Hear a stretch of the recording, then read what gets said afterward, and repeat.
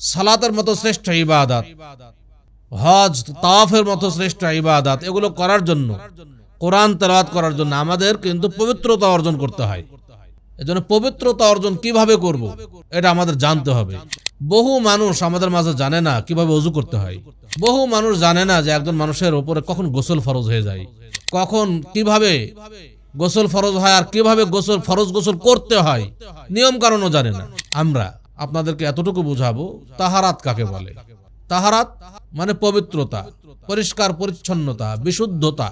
এই তাহারাত প্রথমত দুই প্রকার, তাহারা মানবিয়া আর তাহারা হিসিয়া। একটা হচ্ছে অর্থগত দিক থেকে পবিত্রতা, আর একটা বাহ্যিক অনুভবযোগ্য পবিত্রতা। এই তাহারা হিসিয়া হচ্ছে দুই প্রকার, এক হচ্ছে হাদাসুন আকবার, দুই হাদাসুন আসগার। বড় অপবিত্রতা থেকে পবিত্রতা অর্জন করা আর ছোট অপবিত্রতা থেকে পবিত্রতা অর্জন করা। একটা হচ্ছে অর্থগত দিক থেকে পবিত্রতা, আর একটা বাহ্যিক অনুভবযোগ্য পবিত্রতা।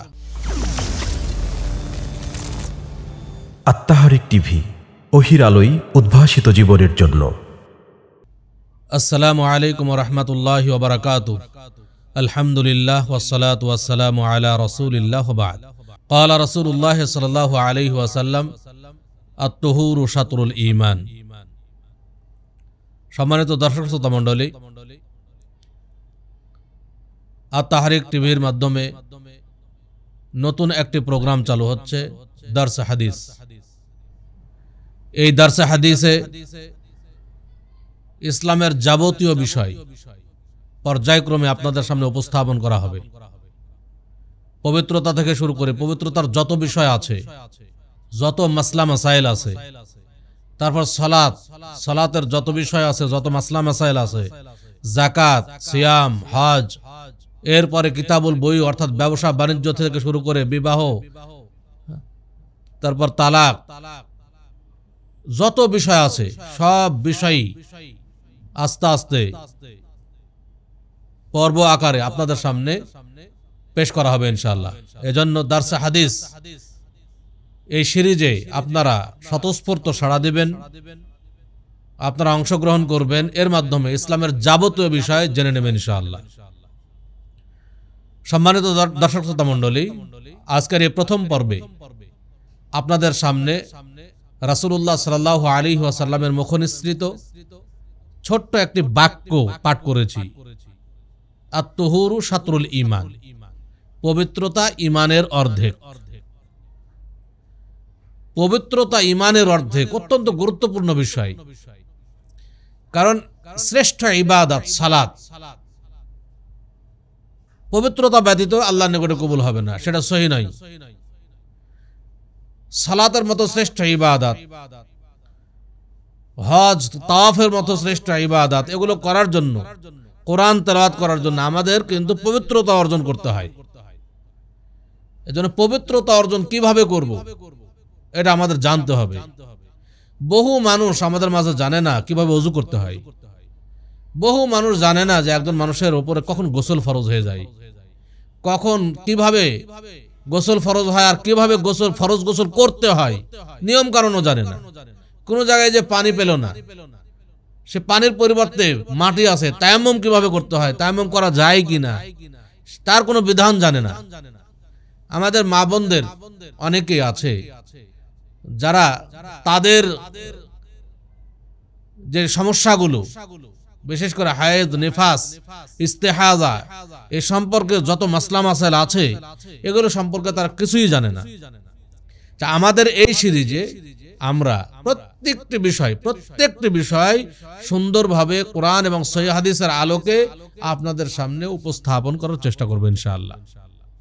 আজকে এই প্রথম পর্বে আমরা আপনাদেরকে এতটুকু বুঝাবো তাহারাত কাকে বলে। তাহারাত মানে পবিত্রতা, পরিষ্কার পরিচ্ছন্নতা, বিশুদ্ধতা। এই তাহারাত প্রথমত দুই প্রকার, তাহারা মানবিয়া আর তাহারা হিসিয়া। একটা হচ্ছে অর্থগত দিক থেকে পবিত্রতা, আর একটা বাহ্যিক অনুভবযোগ্য পবিত্রতা। অর্থগত দিক থেকে কেমন, যে বাহ্যিকভাবে অপবিত্র নয় কিন্তু অর্থগত দিক থেকে অপবিত্র। যেমন একজন কাফের, সে যতই সালাত আদায় করুক না কেন, তার সালাত আল্লাহর নিকটে কবুল হবে না। কেন হবে না? কারণ তার কালব, তার অন্তর অপবিত্র। ঈমান না আনা পর্যন্ত তার অন্তর অপবিত্র থাকে। তাহলে মানাবিয়া অর্থগত দিক থেকে পবিত্রতা অর্জন করা, অর্থাৎ তার বাহ্যিক শরীর অপবিত্র নয়। একজন কাফের এর শরীরের সাথে আমার শরীর লাগলে আমি অপবিত্র হব না, বা আমি ওযু করার পরেও যদি একজন কাফেরের সাথে আমার শরীর লেগে যায়, টাচ হয়, তাহলে আমার ওযু ভাঙবে না, আমি অপবিত্র হব না, সমস্যা নাই। কারণ এটা তাহারা মানবিয়া, হিসসিয়া নয়। আর আরেকটা 2 নাম্বার হচ্ছে তাহারা হিসসিয়া, যেটা অনুভবযোগ্য, বাহ্যিক অনুভবযোগ্য অপবিত্রতা থেকে পবিত্রতা অর্জন করা।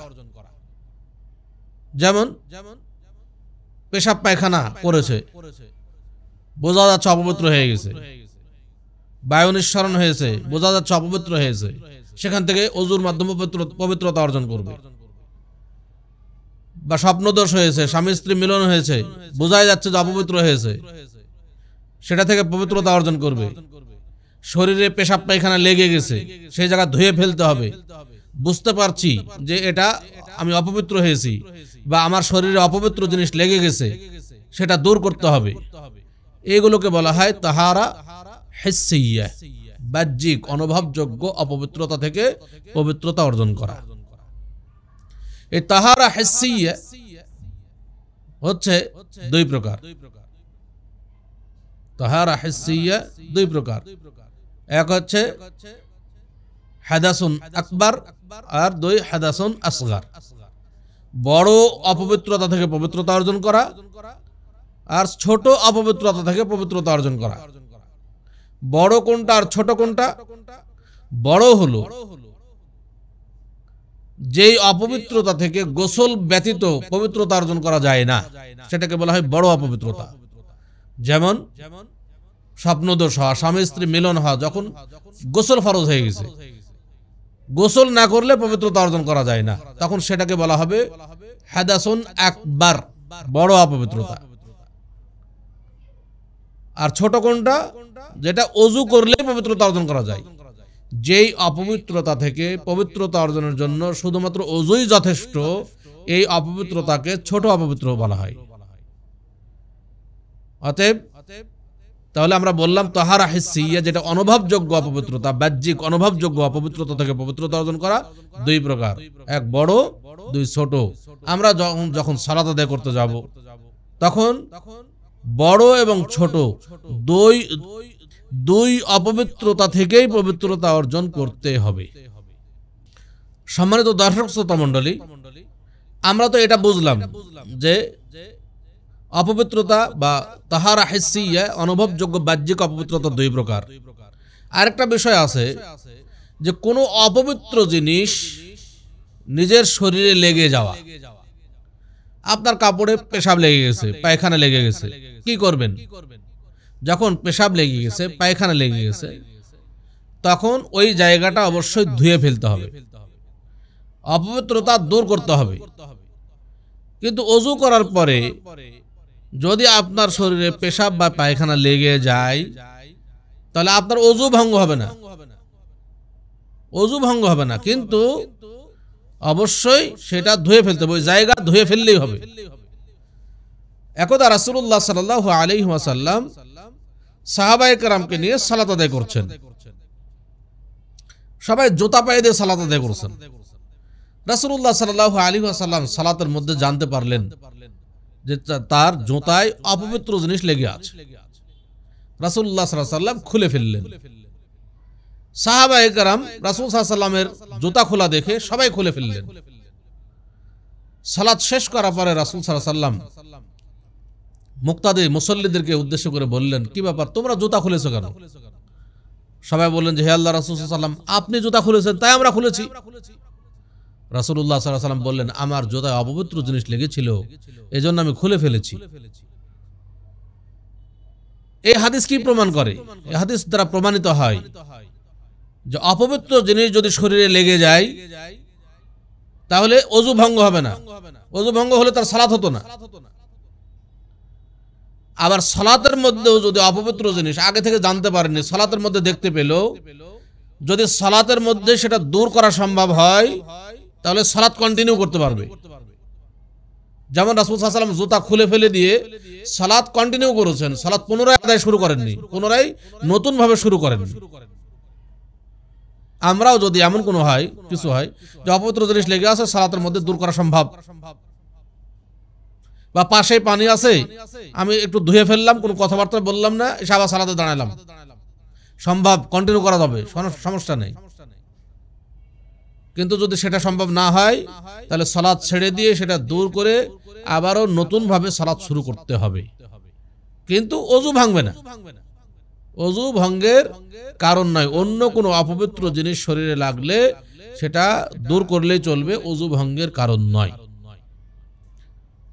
সম্মানিত দর্শক শ্রোতা মণ্ডলী, আমরা ছোট্ট ছোট্ট আকারে ভিডিও তৈরি করব যাতে আপনাদের শুনতে সুবিধা হয়।